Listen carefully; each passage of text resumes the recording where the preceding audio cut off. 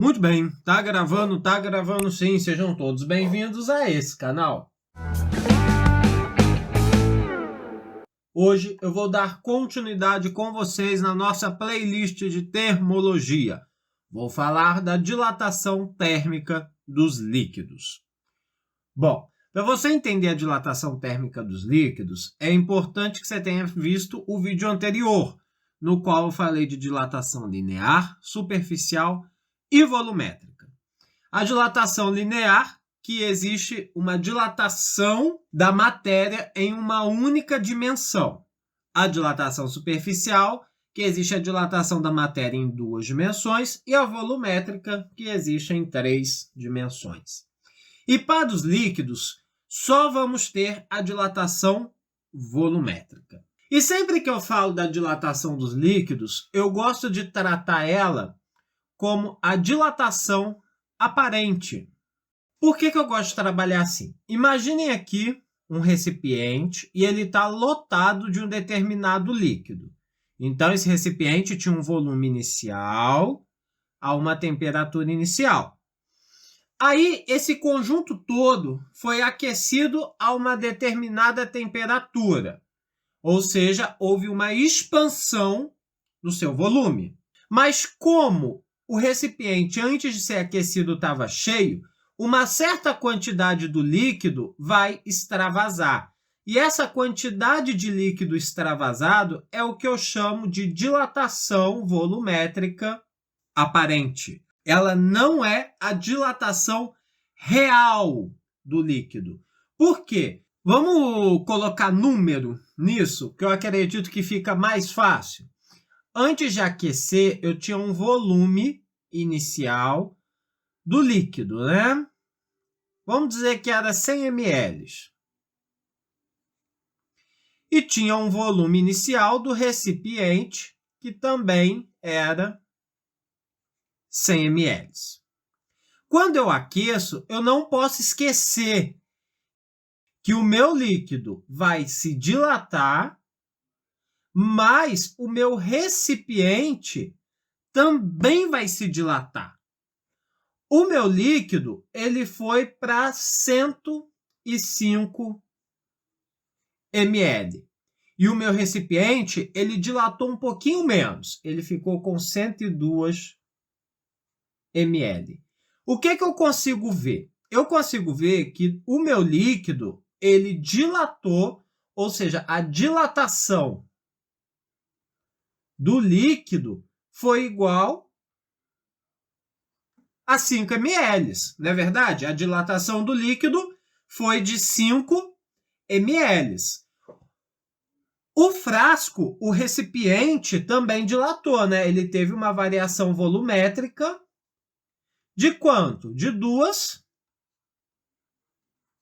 ml. Muito bem. Legal. Só que o que acontece?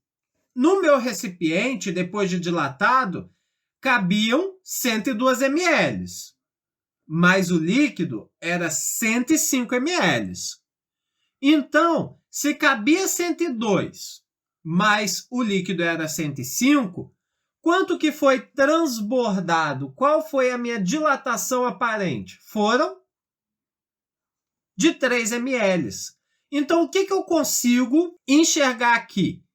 Que a minha dilatação real, ou seja, a minha dilatação do líquido, ela vai ser a dilatação aparente mais a minha dilatação do recipiente. Alguns livros colocam dilatação aparente igual a dilatação real menos a dilatação do recipiente. Da mesma coisa, só invertem as ordens aqui. Tá? Então, a dilatação real do líquido, quanto que o líquido dilatou na verdade, é essa dilatação aparente, ou seja, essa quantidade de líquido que vazou do recipiente, mais a dilatação feita pelo recipiente. Então, qual que foi a dilatação real do meu líquido? se eu não tivesse dado essa informação aqui de 105 para vocês? Qual seria? Seria a aparente, que é 3 ml, mais a dilatação do recipiente, que foi de 2 ml. Então, quanto que dilatou o líquido? 3 mais 2, 5. E nós sabemos, que aprendemos na aula anterior, que a dilatação volumétrica ela é o volume inicial vezes gama vezes a variação de temperatura. Eu tenho várias formas de resolver, né? Eu posso calcular a dilatação aparente, depois calcular a dilatação do recipiente e, por último, determinar a dilatação real. Ou então, eu posso fazer um truque. Se eu quiser saber a dilatação aparente, eu vou ter o quê? Eu vou ter que o gama aparente, ele é igual ao quê? Ele é igual ao gama do líquido menos o gama do recipiente.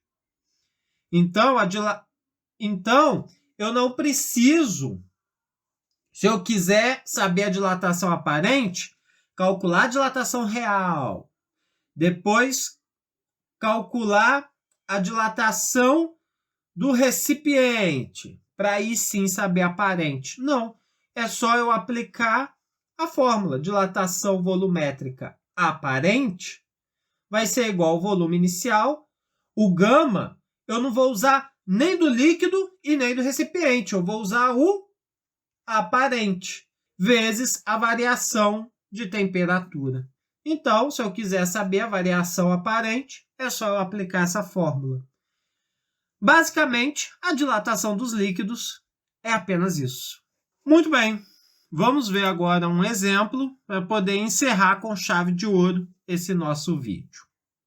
Mas se você já está gostando, deixa o gostei aqui e se inscreve no canal. Vamos lá para o exemplo. Em um recipiente de vidro foram colocadas 800 ml de álcool, cujo coeficiente de dilatação volumétrica é 1,8 vezes 10 a menos 4 graus Celsius elevado a menos 1, preenchendo-o totalmente. Em seguida, o conjunto foi aquecido e sofreu uma variação de temperatura correspondente a 70 graus Celsius.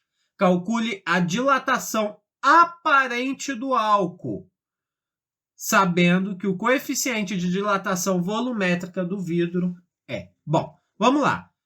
Para o álcool e para o vidro, que no caso é o recipiente, né? Vamos lá.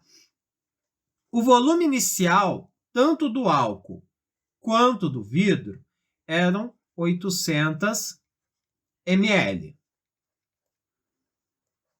Beleza. O coeficiente de dilatação volumétrica do álcool é 1,8 vezes 10 a menos 4 graus Celsius a menos 1. Beleza. O coeficiente de dilatação volumétrica do vidro, do recipiente, né? É 24 vezes 10 a menos 5 graus Celsius a menos 1. E, por último, a variação de temperatura para o conjunto, ou seja, para todos dois, é de 70 graus Celsius. Beleza. Eu quero a dilatação aparente. Eu aprendi que é o volume inicial vezes o gama aparente vezes a variação de temperatura. Vamos lá, então. Volume inicial, 800 ml.